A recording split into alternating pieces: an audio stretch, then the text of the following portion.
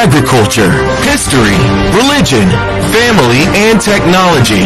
Focus on Liberia uncovers and showcases the best of Liberia and shows the world the truth about Liberia. We educate, elevate, and promote all things Liberia. We conduct interviews, panel discussions, debates, and more.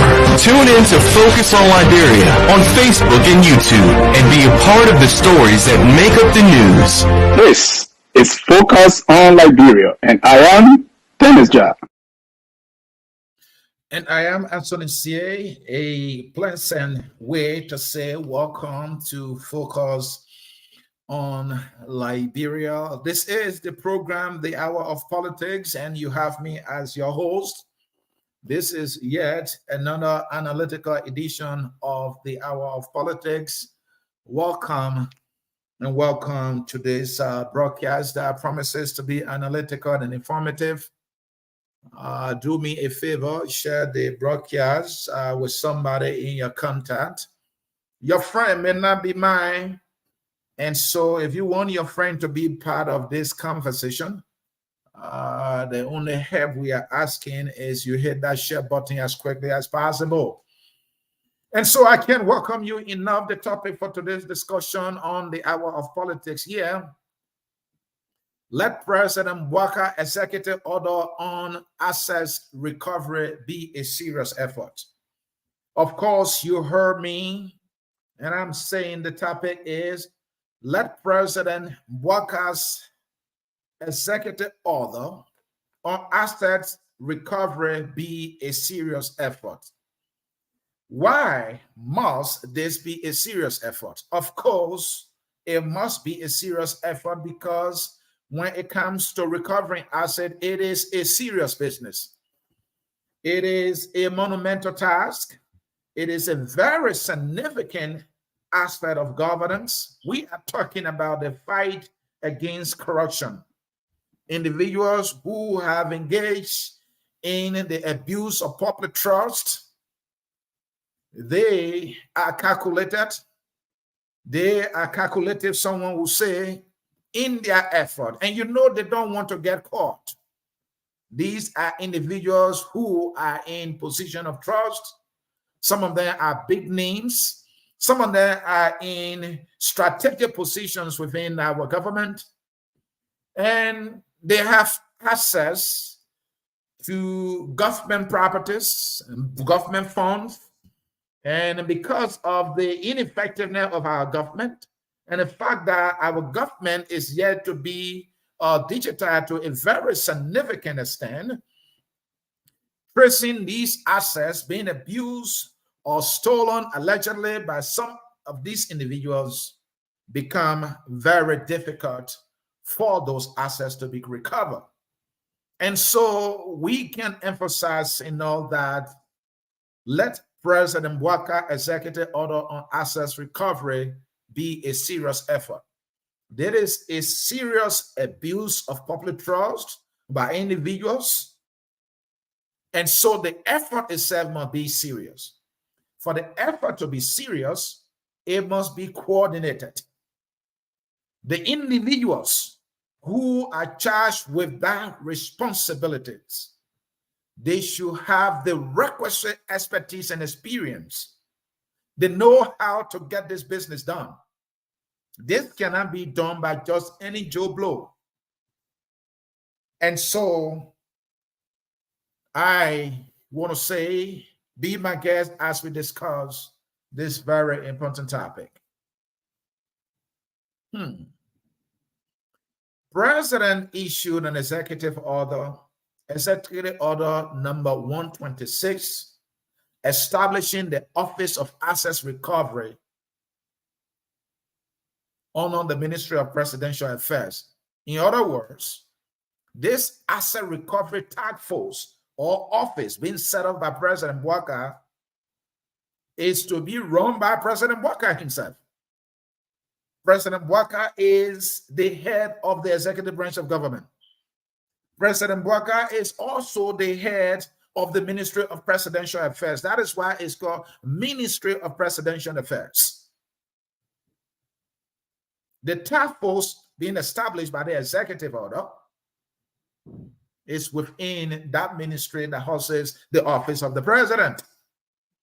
So the president is saying, I am going all out to recover assets allegedly stolen by individuals who have been in government, not this current administration only, but previous administration who have abused public trust and amassed wealth and properties against the interests of the Liberian people and against the state Liberia. I like that. But is that a serious effort?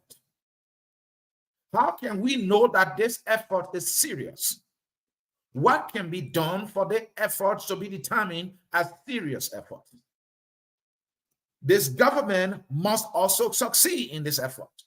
If the government must succeed with this effort, the effort in itself must be serious. And so we will be looking at how this effort can be serious, or whether or not it's serious or will be serious.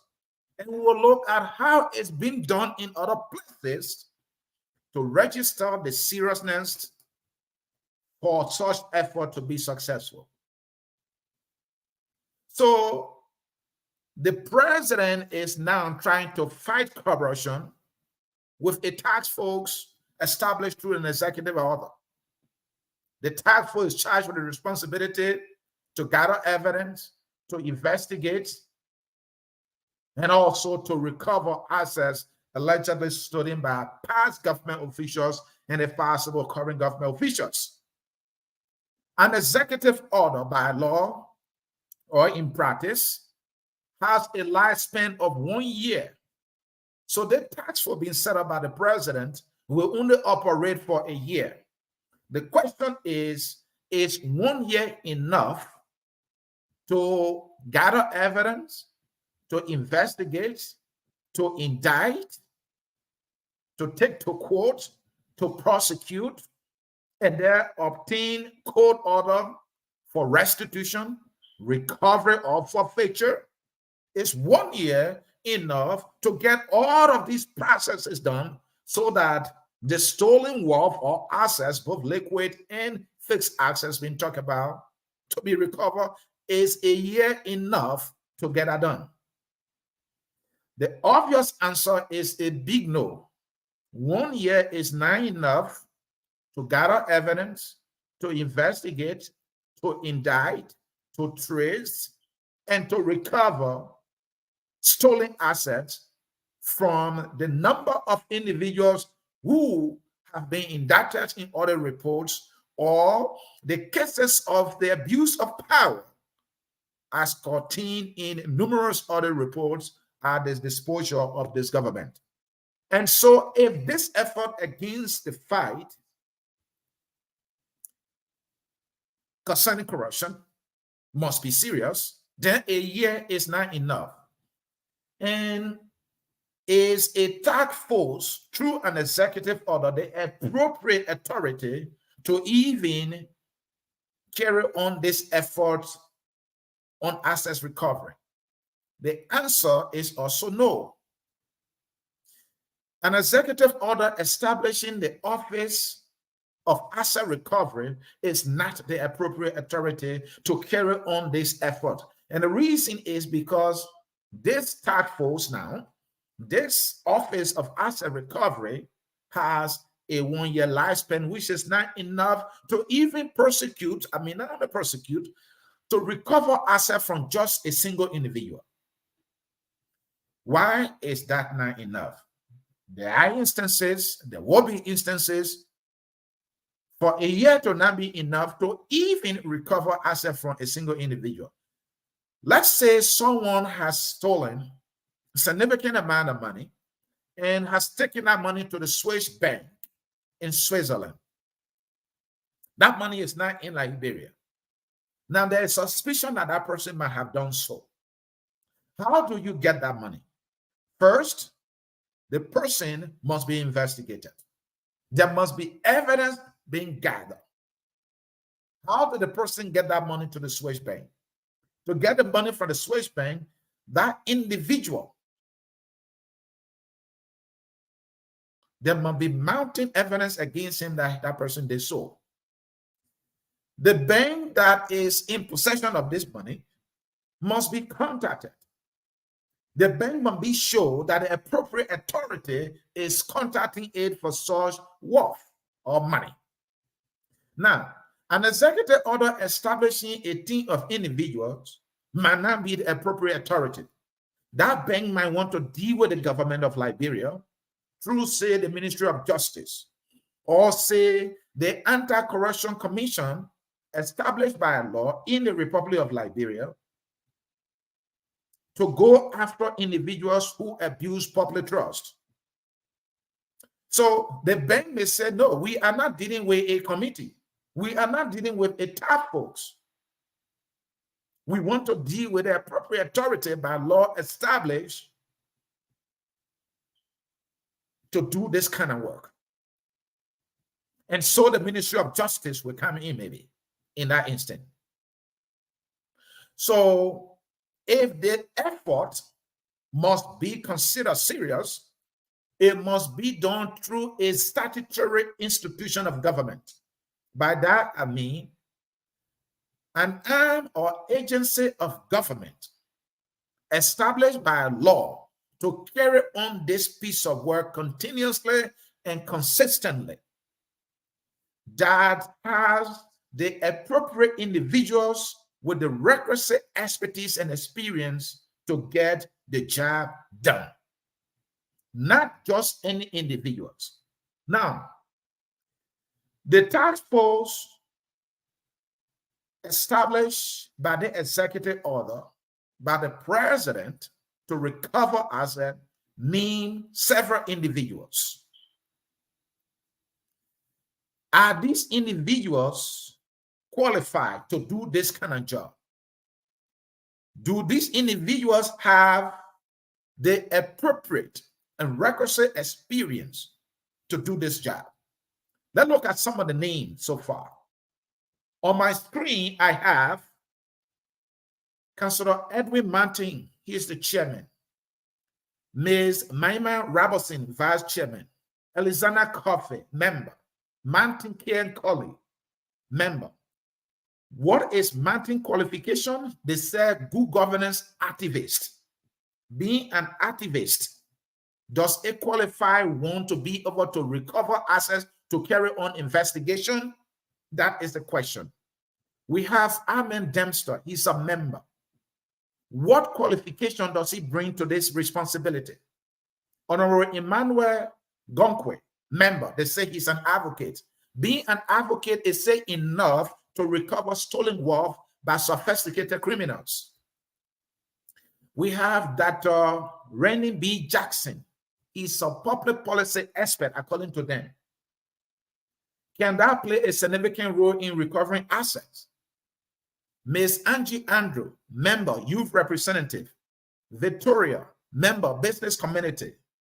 George Moore, member, security. John Mumba, also security. Trocom Mountain Allen, private sector. Representative, General Services Agency, representative, National Police, representative, Ministry of Justice, and on and on. So let's talk about the qualifications of these individuals being mentioned there. The head of that commission there, of the task force, was at the Anti-Corruption Commission. So one can say, well, he must have the qualification and some experience and expertise to do this because he was appointed at the LACC before. But here's the thing. He had an issue with the previous administration, the CDC government. And I think the CDC government did not want to see him there. So he left, and I think he also took them to court, if I'm not mistaken.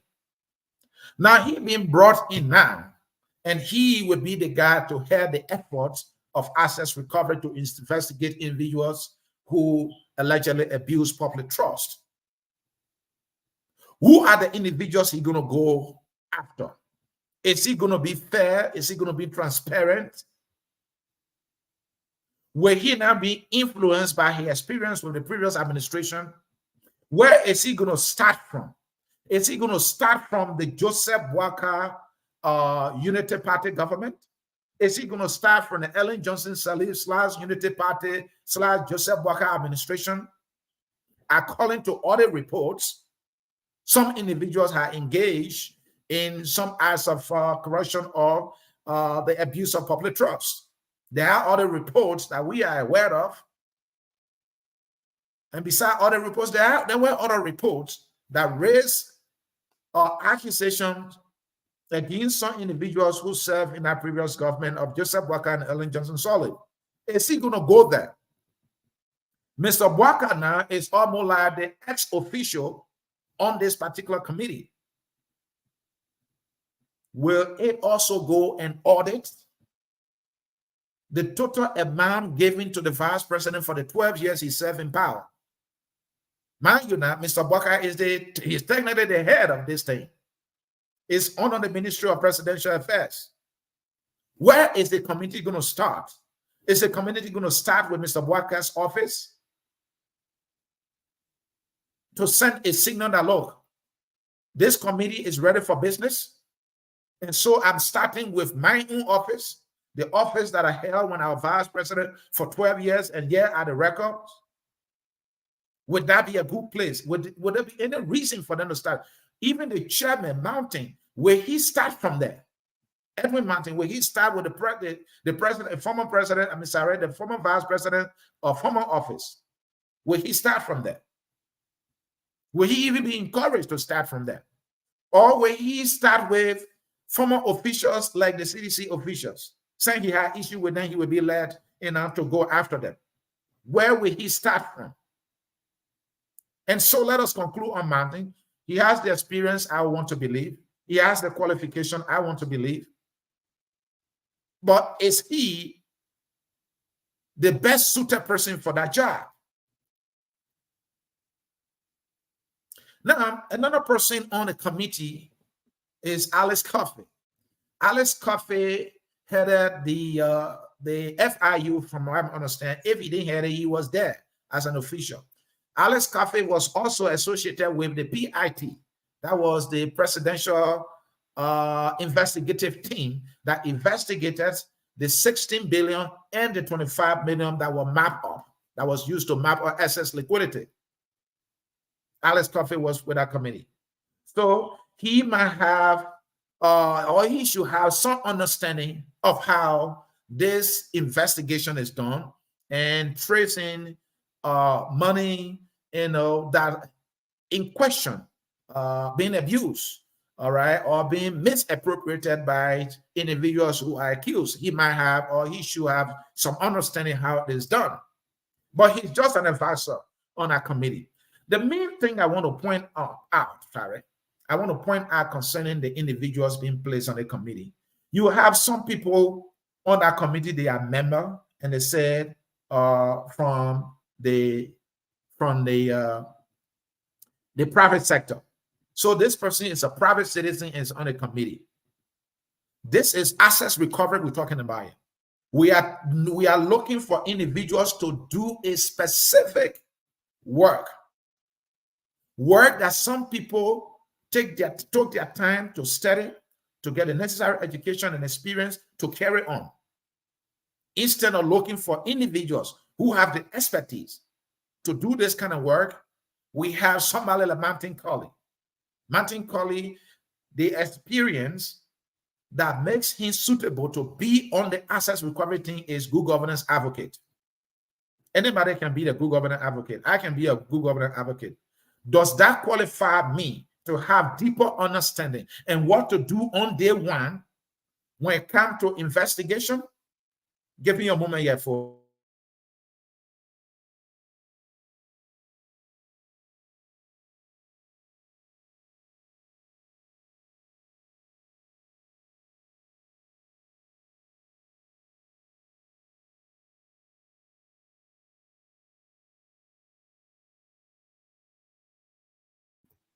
Oh, sorry about that. I have received a call, and from work, I needed to answer that.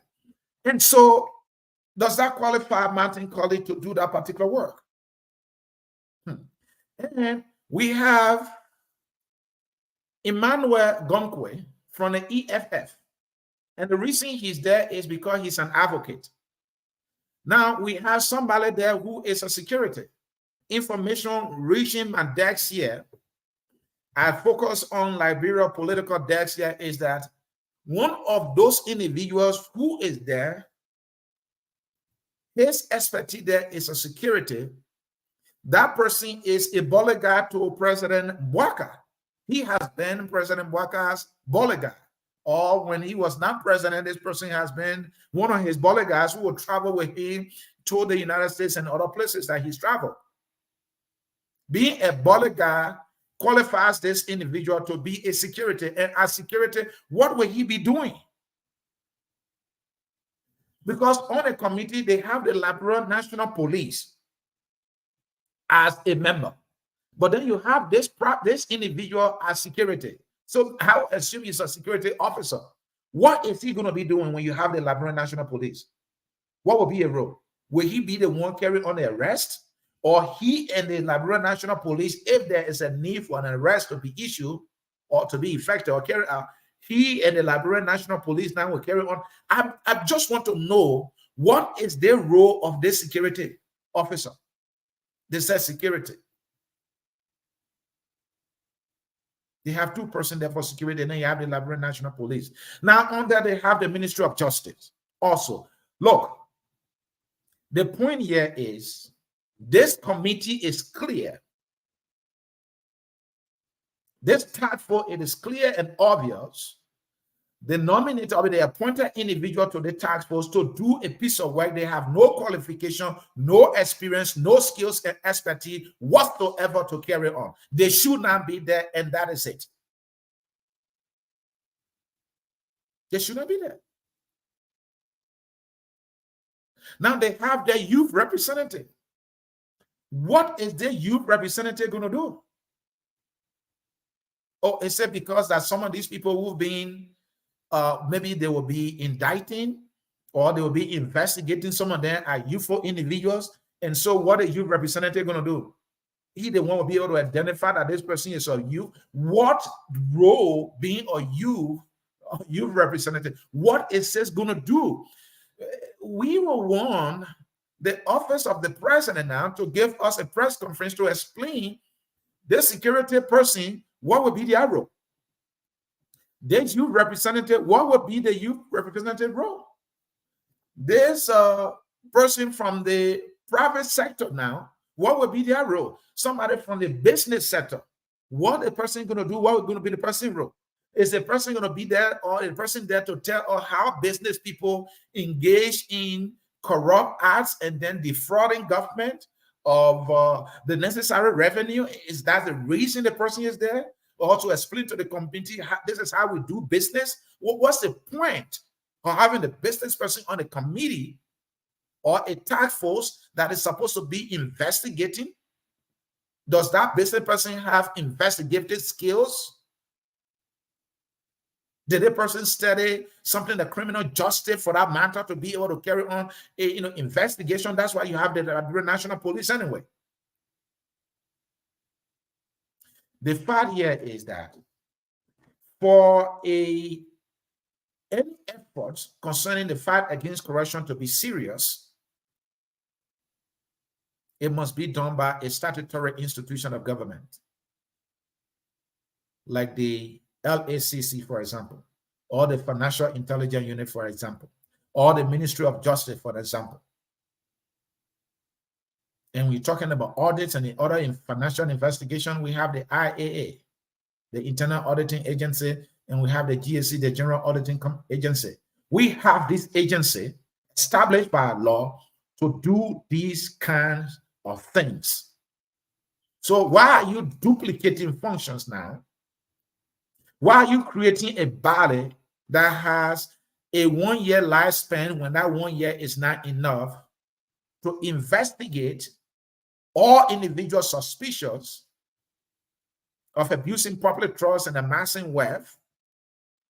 Why are you starting that in the first place? Does that project any seriousness here? Now, how is this done in other places? What are the institutions we have that we could be empowering right now? We have the Liberian Anti-Corruption Commission. Look at the name. Anti, against corruption. It's a commission that was established to fight corruption, to go against corruption, to go against or after individuals who are involved in corruption. You have that institution. All you need to do is to make sure that that institution carries on all the responsibilities in fighting corruption and also recovering assets stolen by corrupt individuals. That is how it is done across the world. Statutory institutions established to carry on a specific work that will be able to do the work continuously and consistently, because those institutions are established by law to do that kind of work day after day. You do not come up with a body to operate for a year and then assuming the responsibility of institutions have been established to do that anyway. And then now you are devaluing government little money now and giving that money to another bureaucratic process when you have institutions established to do that and being funded in the first place. That is why we have the Anti-Corruption Commission, the Liberia LACC. All right, the Liberia Anti-Corruption Commission has that responsibility to do so.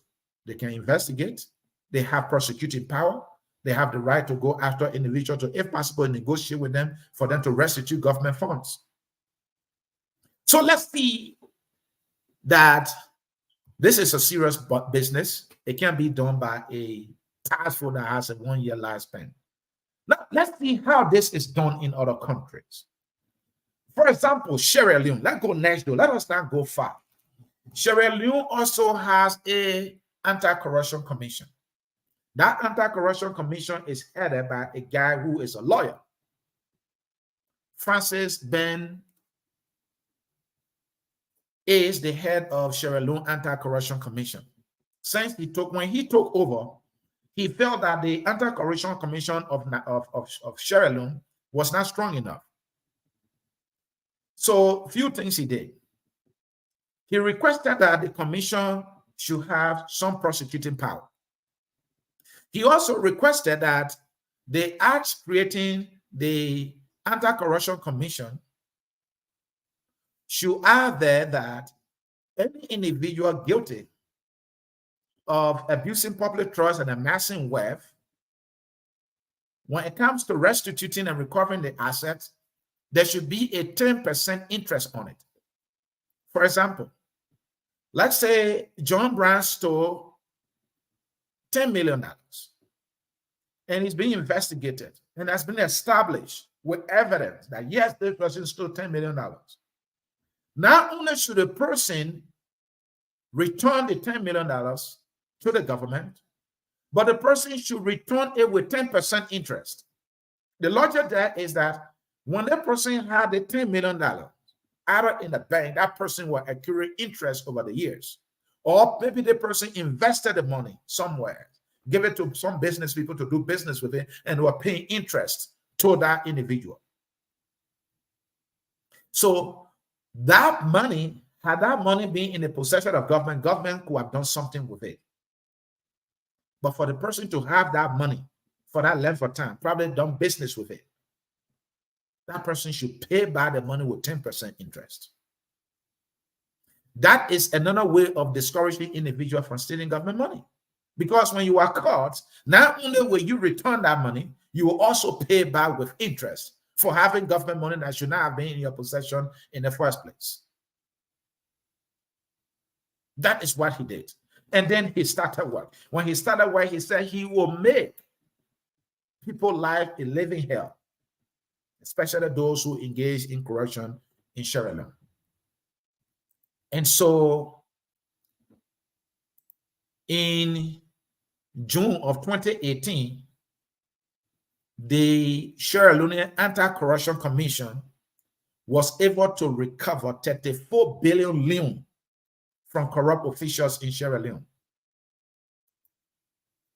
In May 2022, 105,800,000 leon was recovered from corrupt officials in Sierra Leone.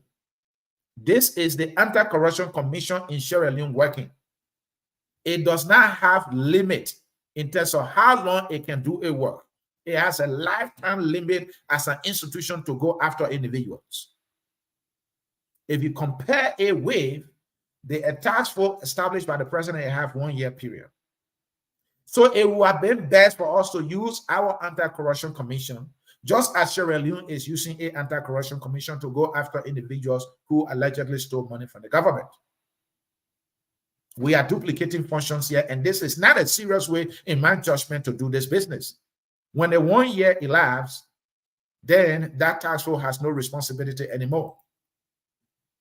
Now, in January of 2024, that Anti-Corruption Commission in Sierra Leone retrieved or recovered 8.6 billion leon from corrupt officials again. That 8.6 billion leon is an equivalent of 437,000 United States dollars. Sierra Leone is using its institution established by law to fight corruption, go after assets recovery, and also assets restitution. That is a serious way of doing it. That institution, from what we know, is headed by a qualified individual, and that individual has staff working with him who are competent and have the skills, lawyers, accountants, and all manner of qualified people who are working with him to do that work. We have our Anti-Corruption Commission. We must use our Anti-Corruption Commission. Also, in 2006, Nigeria, the Sonny Abacha family stole from the Nigerian government, and reports say the total amount of wealth stolen by the Abacha family from the people of Nigeria was valued at 723 million United States dollars. The Nigerian government started work of recovering the asset. Abacha was in power many years ago. It was not until 2006 when Nigeria as a government succeeded in recovering or retrieving that money from the Swiss bank in Switzerland. It took years. So it can't be done with a tax force that have a 1 year lifespan.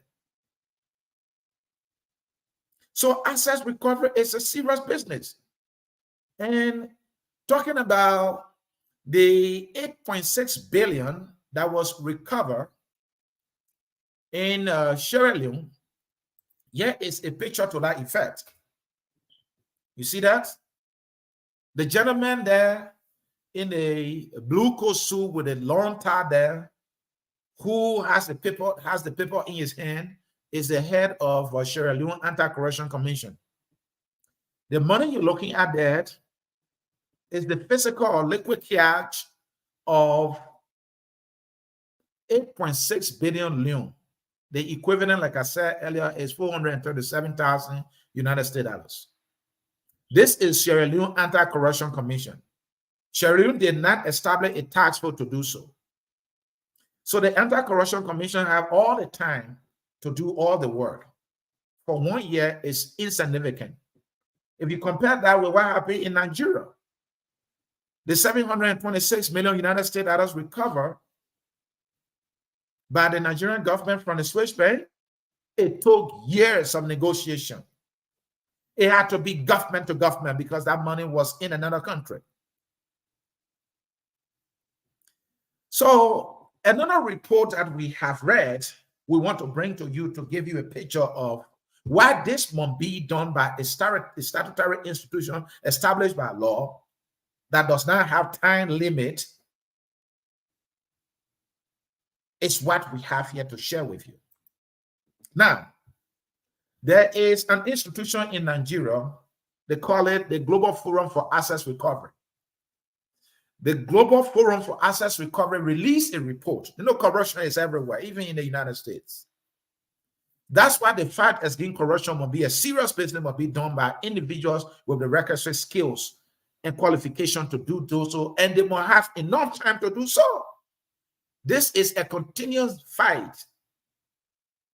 So their group released a report, and this report was for between 2017 and 2019. They released this report. In that report, a lot of things we discover that's very important for us to share with you. And let me share that with you here quickly. Now, this group reporting that in 2018, the Nigerian government, through its statutory institutions, not TAFOs, not through executive order, recovered 321 million United States dollars, 6.9 million British pounds, and also 11,826 dollars British pound from individuals. Hello? And there is something on the screen that I need to read to you and analyze. They say, furthermore, a number of bilateral negotiations with various international jurisdictions are being pursued. However, negotiations are slow and cumbersome. The lack of trust of international partners. The lack of trust of international partners that Nigeria can manage repatriated assets responsibly, domestic factors such as 2019 presidential election, high associated legal costs, lack of institutional coordination on the Nigerian side may be main obstacles in the successful conclusion of negotiation. Importantly, foreign partners demonstrate different readiness to repatriate assets to Nigeria. While some jurisdictions and government clearly provide technical, political, and operational assistance, example, UK, USA, Nigeria officials are frustrated about the jurisdiction that are clearly uncooperative, even to simple requests for information, mutual legal assistance requests. So let me break all that down for you. They are talking about coordination between government agency or institution involved with this work. Now you have a task force that have a 1-year period. You give the task force responsibility that the LACC should be carried on. Now, this task force cannot be, it's not the appropriate institution to say, talk to a foreign government. It has to be maybe the Liberian Anti-Corruption Commission. So if the task force is to engage with a foreign government, that foreign government will not recognize that task force because that task force is not a statutory institution. CLOV waived the powers and the authority and the constitutional rights to carry on the task. So now the task force now have to go to LACC. We want to work with. So will the LACC folks now be willing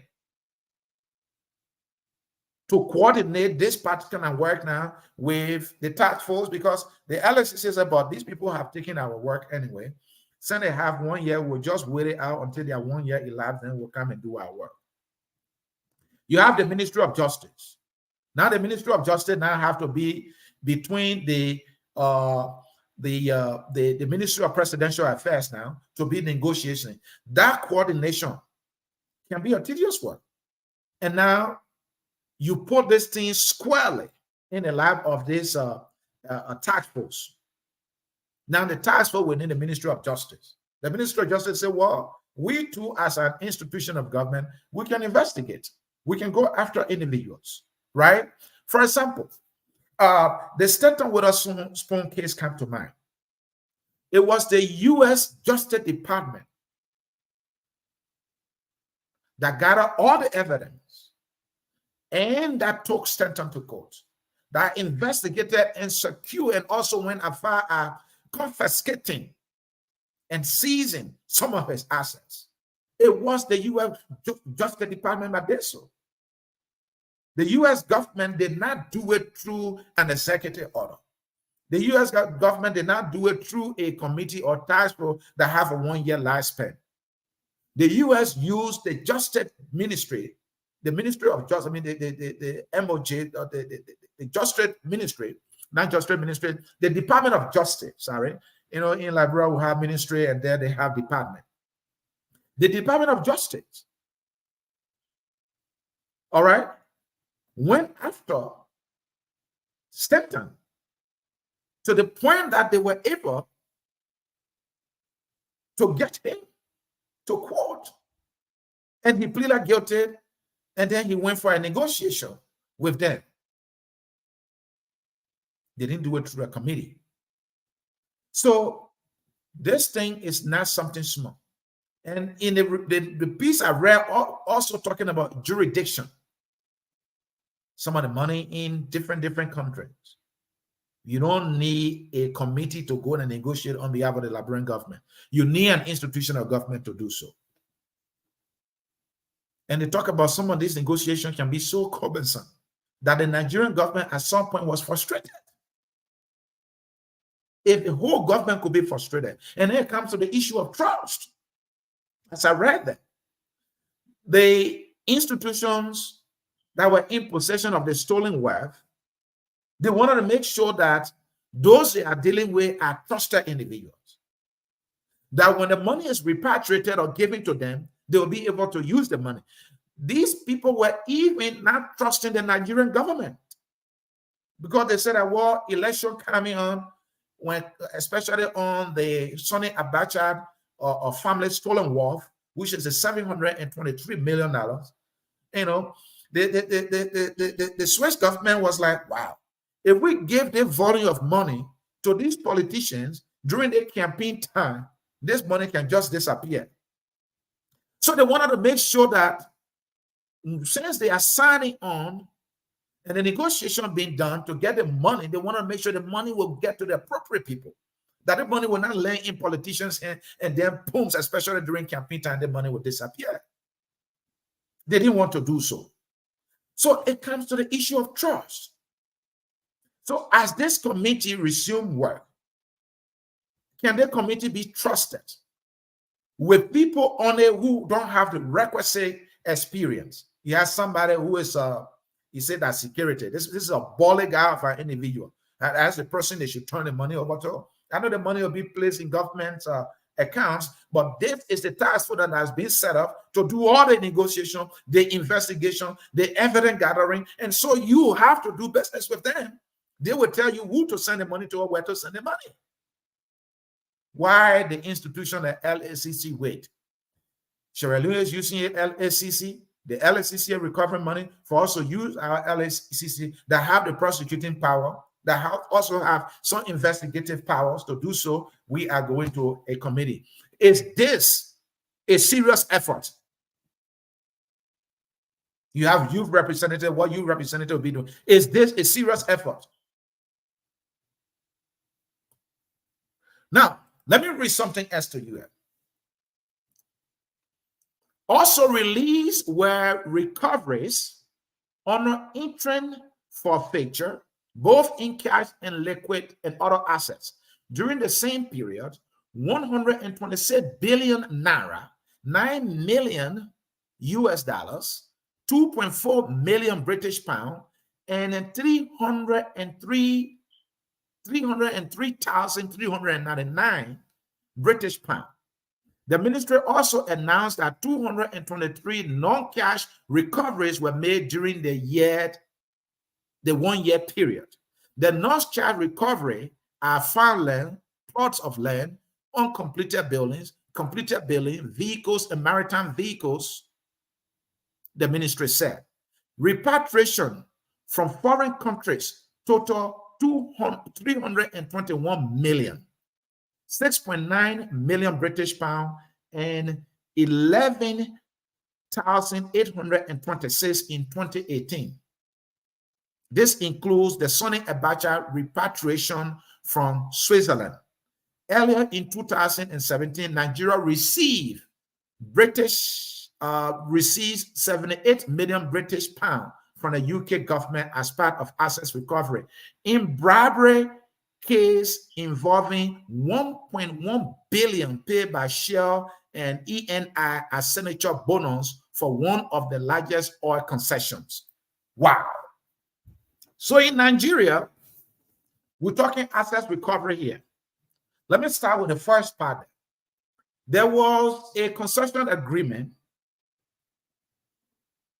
valued at 1.1 billion.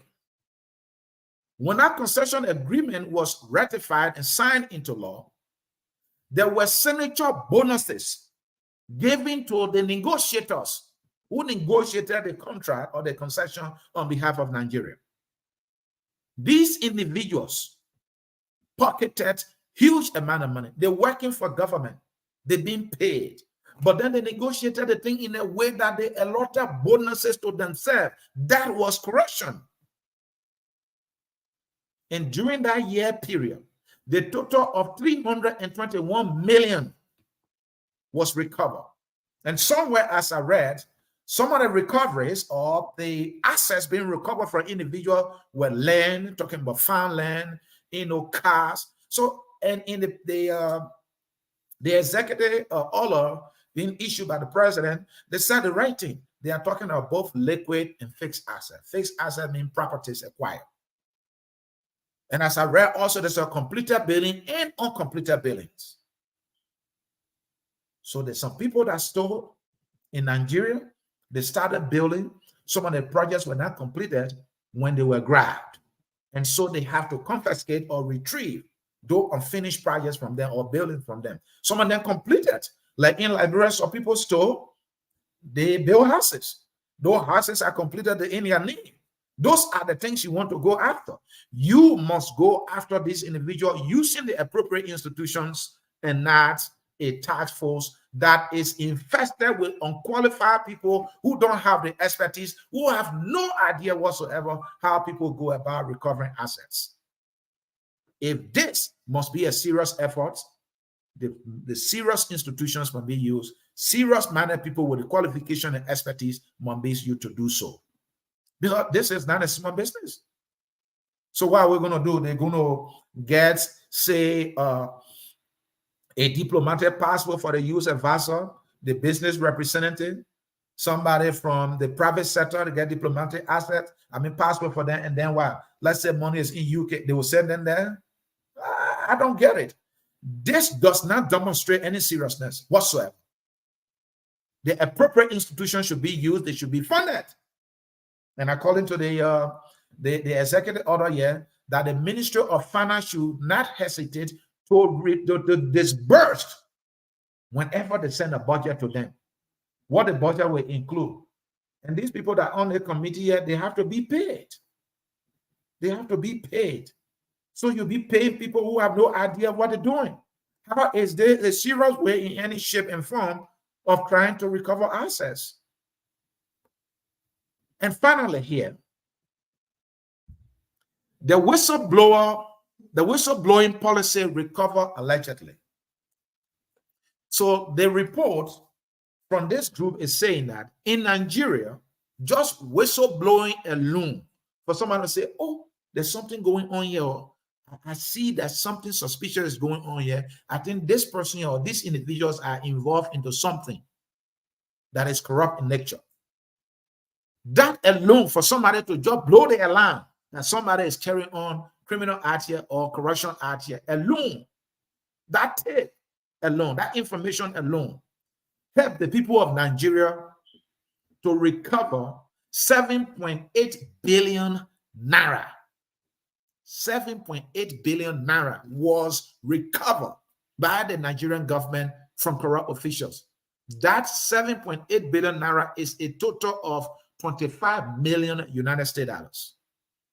And whistleblowing also, through the process of whistleblowing, Nigeria are able to recover from corrupt individual 378 million United States dollars. And through whistleblowing alone in Nigeria, the Nigerian government was also able to recover 27,800 British pounds. And this happened between November of 2016 and 2018, according to the government figures. All of these were done by institutions established by law in Nigeria to go after the corrupt individuals. Nigeria used its appropriate institution, and the institution used the policy of whistleblowing alone. So now, this task force now, some people have to be blowing whistle to some of the individuals, like the security officer there, the youth representative, and why the person going to do with the information. Oh, someone told me there's something going on here, there, right? That's the essence of the, come on, you can't be serious. And so, folks, we can't emphasize enough that let President Boakai executive order and assets recovery be a serious effort. For this to be a serious effort, individuals with the requisite expertise who have the experience to do this should do this business. This is not for anybody. This is not an ordinary investigation. We are talking about assets being stolen and being in the possessions of individuals for years. Some of the assets we're talking about, they are liquid assets and they are fixed assets. Some of these assets are out of the country. You need experts to be able to trace the funds, gather the evidence. These individuals can't do it. This must be a serious effort. This should not be a joking matter. To fight corruption, to recover assets, you need time. That is why it is done by statutory institutions. Let our LACC be empowered to do this work because it was established to do that work anyway. We have a Ministry of Justice. Our Ministry of Justice can work with LACC to do this. Our Financial Intelligence Unit to gather all the necessary financial intelligence, because our Financial Intelligence Unit is in collaboration with other, financial intelligence institutions in other countries where transactions taking place. Let's say someone stole money from Liberia and wired that money out of Liberia to the United States. You need the U.S. officials who are into the financial intelligence to gather all the information to do so. So the Financial Intelligence Unit would be important to do so. There are qualified people there already. Use those people. Start taking people from the street who know nothing about the fight against corruption to come and fight for you. This is not how it is done. This does not project seriousness whatsoever in any shape and in any form. This is like a joke. Sierra Leone is using it, LACC, very empowered with the skills and the qualified people, and Sierra Leone, through its anti-corruption commission, has been able to recover over 25 billion leon. In Nigeria, the amount is all over the place. Nigeria has been able to recover over 320 million United States dollars. And the other piece here, let me read it here quickly. Now they have 6.9 billion, 6.9 million British pound was recovered. Okay. And then it said earlier in 2017, Nigeria received 78 million British pounds from the UK government as part of assets recovery in bribery case involving 1.1 billion. Can you imagine that? So this is a serious fight. It's not for children. It's not for people who have no idea what the fight against corruption is. So our government must get serious. I think the Boakai administration is not being serious about assets recovery here because they don't have the requisite people, qualified people. They don't have the expertise, and they should do it through the LSCC, and if they have additional money to put into the fight against corruption or to go after people who stole assets, all right, they should use the LSCC. Send that money to LSCC, empower the LSCC, let the LSCC carry on their work. Let the LSCC work with the Ministry of Justice and do this work. Let it work with the Financial Intelligence Unit and let it do this work. Let the people do their work and let us go after the assets and be sure that the government is serious for once. Let Liberian government get serious for once. This is not a joking matter. And so, folks, I conclude to say, let President Boakai's executive order on assets recovery be a serious effort. Let it not be one of those committees in Liberia that as soon as they announce the committee, it's like the announcement is the funeral of that committee. Have we not seen this before? Folks, we've seen this before. Almost all committees in Liberia announced to fight corruption became, dead on day one. No report whatsoever. And so if the government is serious, the first thing is that the president who is, issuing the executive order for assets recovery, the president himself should not be hiding his assets. President Boakai declared his assets is hidden. We can't see it. Why is he hiding it? You are telling us that they should go after people's assets. The reason you said they should go after their assets because they stole their assets and they have hidden the assets in so many places. Either it's in houses, lands that they bought, or in account somewhere. We can't see it. And you want us to go after that so we can see those assets. And now you declare your assets and you're hiding it. And you think you are serious about the fight against corruption, about assets recovery? Are you really serious? This is not a serious way to do it. This is not the serious way to do it. Let the president be an example first. Let the asset he declared, let him publish it. There are many individuals that declare their asset to publish it. Musa Belete declared his asset, he put it out. We have it. It's on the internet for everybody to see. Darius did not declare his asset. This man is not president.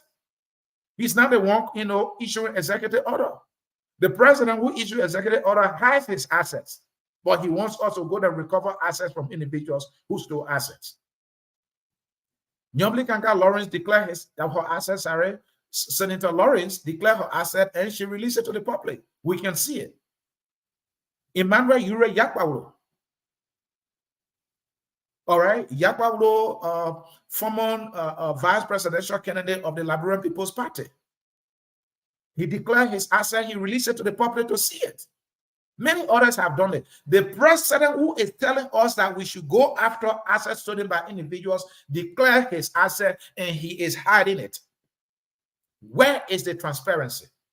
Where is the accountability? Where is the trust? And these individuals that the president put on the assets recovery team, I want them to declare their asset and make it public. And so if you are Edwin Mountain, declare your assets. We want to see it before you start work.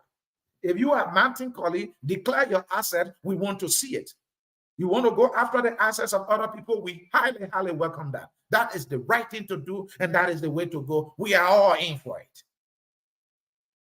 The youth representative must declare his asset. The business representative must declare his or her asset. All the individuals being appointed, they must declare their asset. They must make it public. We want to see. We don't want to see these individuals striking deals with corrupt individuals in the back door and they themselves amassing wealth. And then we're thinking that they are fighting for us. They should not follow the example of the president who declared his asset and hid it. Let them declare their asset. Let them publish their asset. Let us see their assets before they can start work. They shouldn't be like the president who did not declare his asset before starting work in violation of the law and will go and hide it. We don't want to see that. This is how you get serious. So let the president's executive order on assets recovery be a serious effort. It should not be a joke. It should not be a bluff. It should not be a flop. It should not be a fiasco. It should not be lip service. And it should not be business as usual. The president said there will be no business as usual. Let this not be business as usual. To declare your asset and not report it to the Liberian people that this is what I have is business as usual. The president must change that. And so, folks, this is how we will come to the end of yet another analytical piece here. Focus on Liberia on the hour of politics. Yeah, focus on Liberia. We are about educating, elevating, and promoting all things Liberia. And we thought to bring you an education that will show to you how we as a government and people can be serious when it comes to the fight against assets recovery. The way that's been done is not a way to go. And so we hope that all the necessary corrections will be put into place, that the president will be an example here. Just announcing a task force or issuing an executive order is in no way enough of an example. He must take the lead by publishing his assets, and that those appointed will declare and publish their assets. And now, they say he who comes with equity must come with clean hands. If your hands are clean, we should see all the lines in your clean hands. But the president is saying, I declare my asset, but we can't see it. What we encourage the individuals now being appointed to this thing to even declare their asset anyway and even show it to us. And so, folks, that will do it for this edition of the Hour of Politics. It is our hope that you were able to learn something. And now you know how to be serious when it comes to assets recovery in Liberia and the right way to do it. The right way to do it, that is how others are doing it. We are not aliens. We are the same human beings. We can do it. And we are smart enough to know better and do better, at least for Liberia, once and for all. And so the song, We Are All Liberians, is taking us home. Until we see you again, thank you for watching, and bye-bye. We are Liberians.